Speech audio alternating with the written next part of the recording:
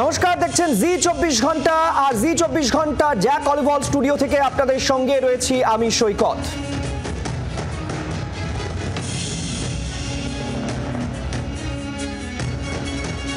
আর আজকে আপনাদের খবর দেব আমি সৈকত, ইরান ইসরায়েল যুদ্ধের নবম দিনের ঠিক কি পরিস্থিতি। সৈকতের সঙ্গে আমি শুক্লা রয়েছি। আপনাদেরকে জানাবো দীঘায় জগন্নাথ মন্দিরে প্রসাদকে কেন্দ্র করে বিতর্ক, ডিটেলে অবশ্যই জানাবো। আর আমি শুভদীপ আপনাদের যে খবর জানাবো, কেষ্ট কুকথা কাণ্ডে এফআইআর, অবশেষে এফআইআর দায়ের হলো। আর সেই এফআইআরে চাঞ্চল্যকর দাবি করেছেন বোলপুর থানার আইসি লিটন দাস। কি দাবি জানাবো সেই খবর আপনাদের।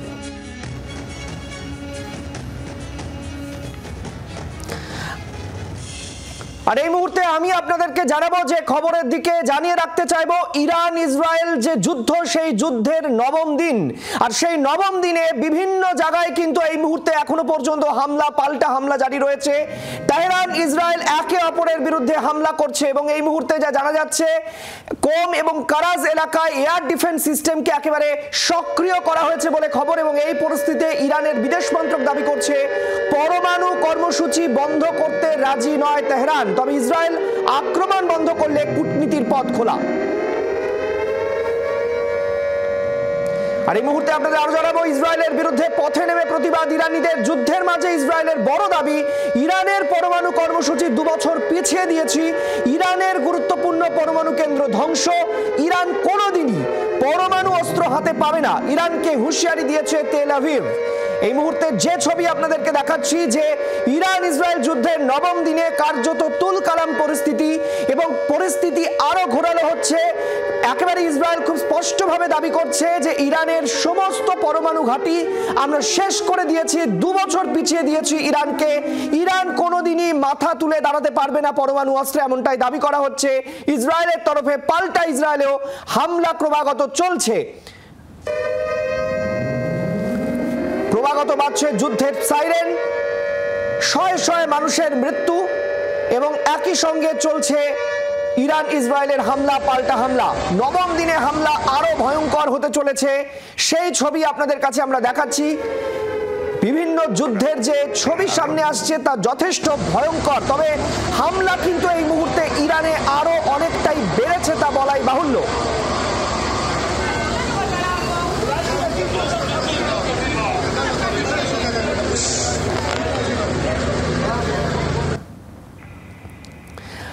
ইরান ইসরায়েলের মধ্যে যে এই হামলা চলছে, তার মধ্যে আমেরিকাও কিন্তু খুব স্পষ্টভাবে জানিয়ে দিচ্ছে যে আলোচনার রাস্তাও খোলা রয়েছে, এখনো আলোচনার রাস্তা খোলা। যদিও ইরান বারবার দাবি করছে যে কোনোভাবেই আমরা আলোচনার রাস্তায় যাব না, যেভাবে তাদের উপর হামলা চলছে সেই হামলা যতক্ষণ ইসরায়েল বন্ধ না করবে কোনো আলোচনা নয়। এদিকে পর পর আমরা দেখতে পাচ্ছি যে একের পর এক ঘাঁটি কিন্তু উড়িয়ে দেওয়া হচ্ছে। এবার বিভিন্ন অসামরিক জায়গাতেও কিন্তু হামলা চলছে, একের পর এক বিল্ডিং ধূলিসাৎ হয়ে যাচ্ছে, পর পর নতুন নতুন হামলার ছবি সামনে আসছে।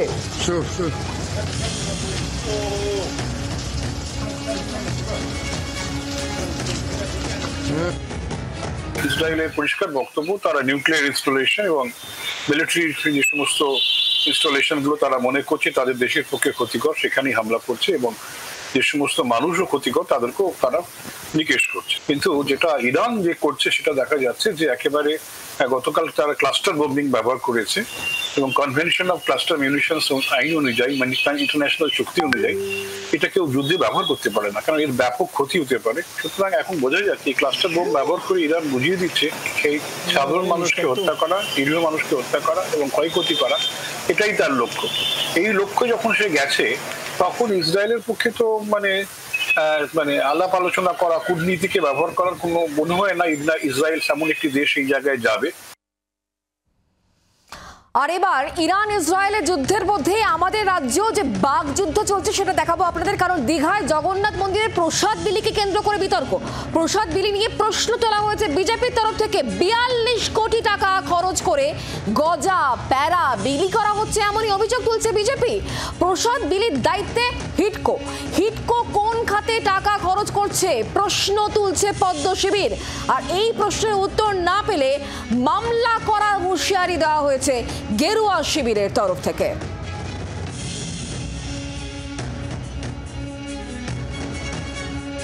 আর এই বিষয় নিয়ে জগন্নাথ চট্টোপাধ্যায় তার বক্তব্য, হিটকো কিভাবে গজা এবং প্যারা বিলি করতে পারে, কোন খাতে তারা টাকা খরচ করছে, প্রশ্নের উত্তর তারা চেয়েছেন। আর প্রশ্নের উত্তর না পেলে একেবারে আদালতে হিটকোকে নিয়ে যাওয়া হবে, এমনই হুঁশিয়ারি তিনি দিয়েছেন।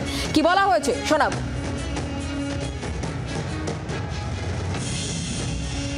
কারা দিচ্ছে জানেন এই গজা এবং প্যারা? কারা বিলি করছে? হিটকোর ম্যান্ডেট কি? টোকেন, অ্যাপ্রিসিয়েশন এবং অ্যাওয়ার্ড, এই হেড থেকে এই টাকা দেদার জেলা শাসক এবং পুরো কমিশনারদের দেওয়া হচ্ছে। তাও মেনে নিলাম যে মন্দির না, জগন্নাথ কালচারাল সেন্টার নামে হিটকো না হয় একটা বাড়ি বানিয়ে দিয়েছে, একটা মন্দিরের নাম দেওয়া হয়েছে তাতে, কিন্তু গজা প্যারা কি করে বিলি করে হিটকো?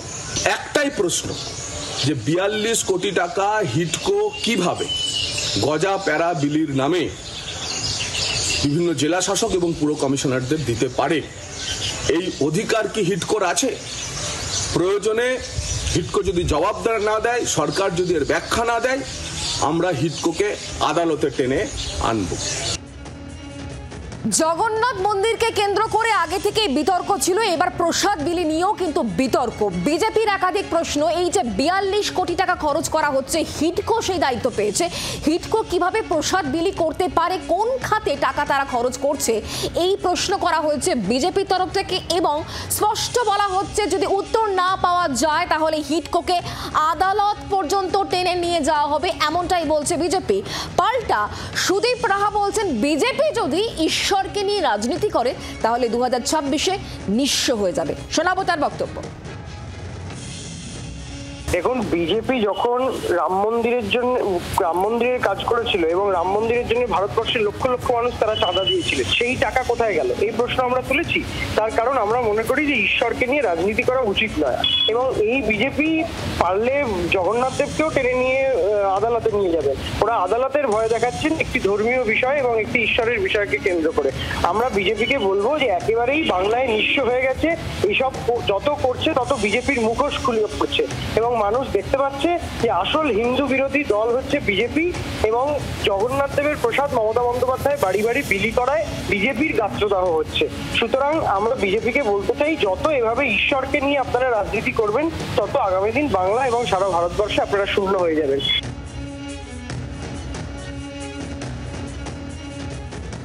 একদিকে দীঘার জগন্নাথ মন্দিরে প্রসাদ বিলি নিয়ে বিতর্ক, আর অন্যদিকে বিতর্ক থামছে না বীরভূমে। আর এই বিতর্কের কেন্দ্রে অনুব্রত মণ্ডলের কুকথা কাণ্ডে যে এফআইআর দায়ের হয়েছে সেখানে চাঞ্চল্যকর দাবি করছেন বোলপুর থানার আইসি লিটন দাস। অনুব্রত মণ্ডল নিজের ফোন থেকেই ফোন করেন, যে ফোন এখনো পর্যন্ত বাজেয়াপ্ত হয়নি। অনুব্রত মণ্ডল তার নিজের ফোন থেকেই ফোন করেন, এমনটাই দাবি করছেন লিটন দাস। আর পাশাপাশি তার দাবি ফেস টাইমে কল করা হয়, আর অন্য ফোনে এই ফোন কল রেকর্ড করা হয়, এমনটাই বোলপুর থানার আইসি লিটন হালদার তিনি দাবি করছেন। আর বোলপুর থানার আইসির এই দাবি নিয়েই চাঞ্চল্য শুরু হয়েছে। অনুব্রত মণ্ডলের যে ফোনের কুকথা নিয়ে তীব্র বিতর্ক ছড়ায়, সেই ফোন বাজেয়াপ্ত করা হয়নি এখনো পর্যন্ত, তা নিয়ে বারবার প্রশ্ন তুলেছেন বিরোধীরা। আর এবার এফআইআরে চাঞ্চল্যকর দাবি বোলপুর থানার আইসি।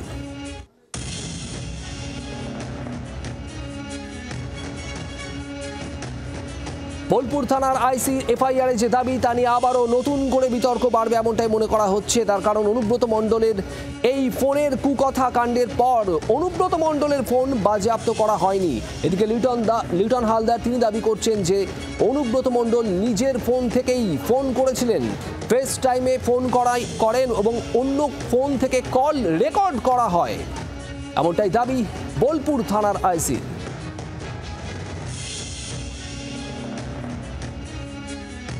অনুব্রত মণ্ডলের বিরুদ্ধে যে অভিযোগপত্রের ভিত্তিতে এফআইআর হয়েছে আইসি লিটন হালদারের অভিযোগপত্রে, সেখানেই কিন্তু চাঞ্চল্যকর দাবি করছেন আইসি বোলপুর। তার যেটা বক্তব্য যে যেই ফেস টাইম আইডি দিয়ে তার কাছে এই ফোনটি এসেছিল, যেখানে অপর প্রান্ত দিয়ে বলা হয় যে অনুব্রত মণ্ডল বলছেন এবং কুকথা বলা হয়, কারণ যখন এই হুমকি বা থ্রেট অনুব্রত মণ্ডলের তরফ থেকে দেওয়া হচ্ছিল তাৎপর্যপূর্ণভাবে আইসি বোলপুর তখন তিনি কর্মরত অবস্থায় ছিলেন। আইসি বোলপুর তাকে জিজ্ঞাসাবাদ করা হয়েছে, তার স্টেটমেন্ট রেকর্ড করা হয়েছে, যেহেতু তিনি অভিযোগকারী তার দুটি মোবাইল ফোন, অর্থাৎ যেই ফেস টাইমে তার সঙ্গে কথা হয়েছে, যেই আইফোনে কথা হয়েছে সেই ফোনটি যেরকম আইসির বাজেয়াপ্ত করা হয়েছে, যেই অ্যান্ড্রয়েড ফোন দিয়ে রেকর্ড করা হয়েছিল সেটিও বাজেয়াপ্ত করা হয়েছে। কিন্তু নির্দিষ্টভাবে ওই ফেস টাইম আইডি যা দিয়ে ফোন এসেছিল তা অনুব্রত মণ্ডলের বলার পরেও, অর্থাৎ সেটা মেনশন করার পরেও আইসি কেন এখনো পর্যন্ত অনুব্রত মণ্ডলের সেই নির্দিষ্ট আইফোনটি বাজেয়াপ্ত করা হলো না, সেই নিয়ে কিন্তু ইতিমধ্যেই প্রশ্ন উঠছে।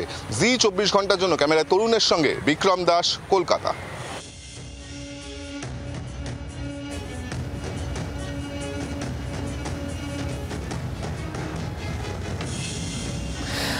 আমরা প্রথম 3 খবর দেখলাম এবং একই সঙ্গে আরো একটি গুরুত্বপূর্ণ খবরে আমাদের নজর রাখতে হবে। নোবেল পেতে চাইছেন ট্রাম্প। ঠিক শুনেছেন, ট্রাম্পের ঘুম চলে গেছে। তিনি নোবেল কেন পাচ্ছেন না? 4বার 5বার আগেই পেতে পারতেন, কিন্তু এখনো তিনি নোবেল পাননি। আর নোবেল পাননি বলে ট্রাম্পের রাতের ঘুম চলে গেছে। কেন বলছি? ক্রমশ প্রকাশ্য। নোবেল পেতে চাইছেন ট্রাম্প। সুপারিশ করছে কে জানেন? পাকিস্তান। নির্লজ্জ পাকিস্তান সুপারিশ করছে ট্রাম্পের জন্য। নোবেল পুরস্কারের জন্য কান্নাকাটি করছেন মার্কিন প্রেসিডেন্ট। কঙ্গো এবং রোয়ান্ডার মধ্যে চুক্তির জন্য নোবেল কেন পাবো না? ভারত পাকিস্তানের জন্য যুদ্ধ থামাতে কেন নোবেল পাবো না? আমি যতই কিছু করি না কেন নোবেল আমি কিছুতেই পাবো না। কে বলছেন জানেন? মার্কিন প্রেসিডেন্ট স্বয়ং। বলুন তো, একে কান্নাকাটি ছাড়া আর কিভাবে বর্ণনা করবেন? 2026-এ যে ভারত পাকিস্তানের মধ্যে যে পরিস্থিতি তৈরি হয়েছিল, যে যুদ্ধ পরিস্থিতি তৈরি হয়েছিল, তাকে নাকি থামিয়েছেন ডোনাল্ড ট্রাম্প নিজে, এমনটা দাবি করছে পাকিস্তান।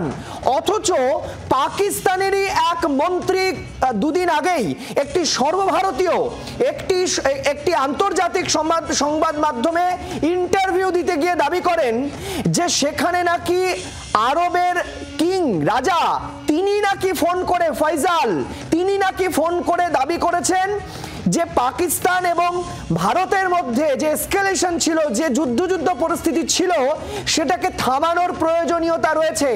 এবং সেই সময় নাকি তিনি আমেরিকার সঙ্গে কথা বলেছিলেন এবং তারপর সেখান থেকে ভারতের কাছে কথা আসে এস জয়শঙ্করের কাছে। এটা আমি বলছি না, পাকিস্তানের মন্ত্রী দাবি করেছেন একটি আন্তর্জাতিক সংবাদ মাধ্যমে ইন্টারভিউ দেওয়ার সময়।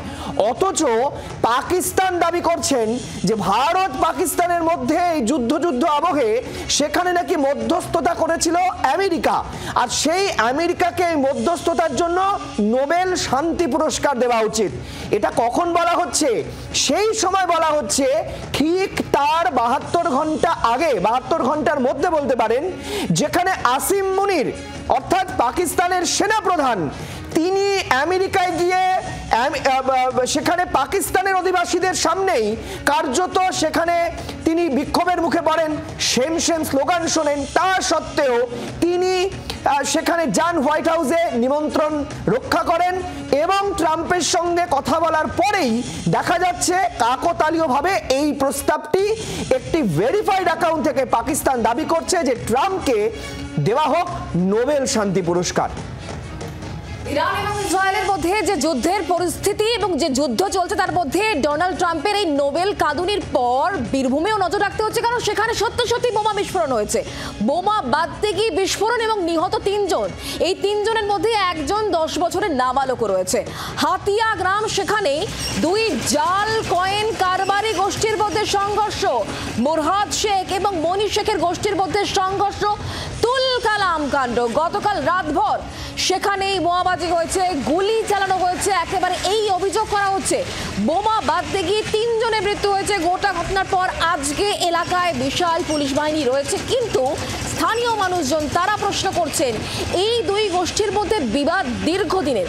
হাতিয়া গ্রামে এই ধরনের ব্যবসা বহুদিন ধরে চলছে, পুলিশ কেন আগে থেকে ব্যবস্থা নেয়নি? এবং একই সঙ্গে এই প্রশ্ন তোলা হচ্ছে এত যথেচ্ছ বোমা গুলি আসছে কোথা থেকে? বীরভূমের আইন শৃঙ্খলা নিয়ে বরাবরই প্রশ্ন তুলেছে বিরোধীরা। আজকের এই ঘটনার পর আবারও কিন্তু আসরে নেমে পড়েছেন বিরোধীরা। বীরভূমের ছবি দেখাচ্ছি, যেখানে বোমা বাঁধতে গিয়ে 3 জনের মৃত্যু হয়েছে, বোমা বিস্ফোরণ হয়েছে, রাতভর গোলাগুলি চলেছে।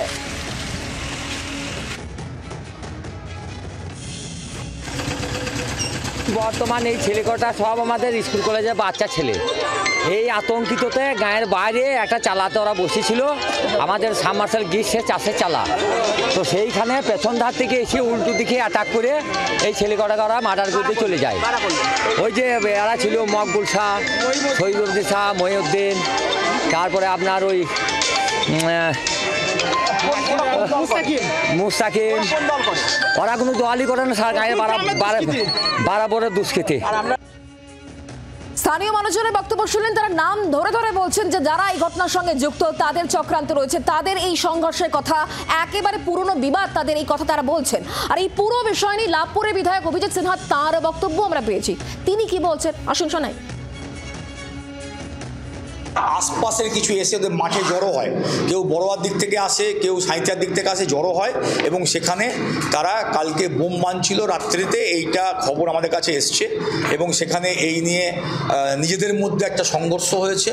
এর মধ্যে কোনো রাজনৈতিক বিষয়ে নেই, সম্পূর্ণ সমাজবিরোধী কার্যকলাপ।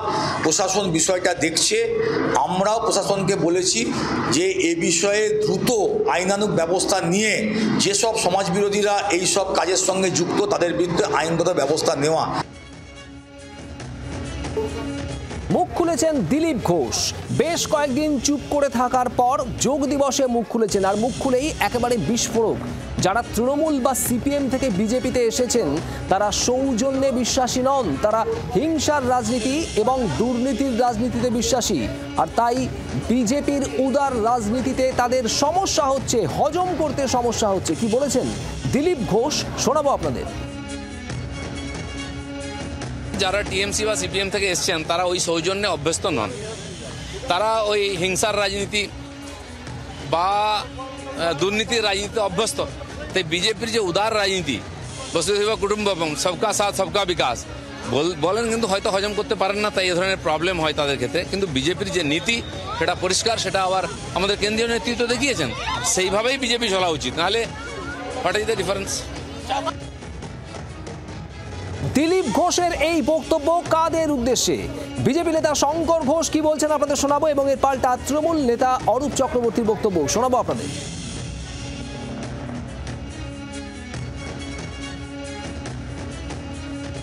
ভারতীয় জনতা পার্টি যারা এসছেন, যোগদান করেছেন, একটি কথা আমরা সবসময় শুনেছি, সেটা হচ্ছে এটি একটি মহাসমুদ্রের মতো। সেখানে যারা আসেন সেই সমুদ্রের যে প্রবাহ, সেই প্রবাহের মধ্যে মিশে যান।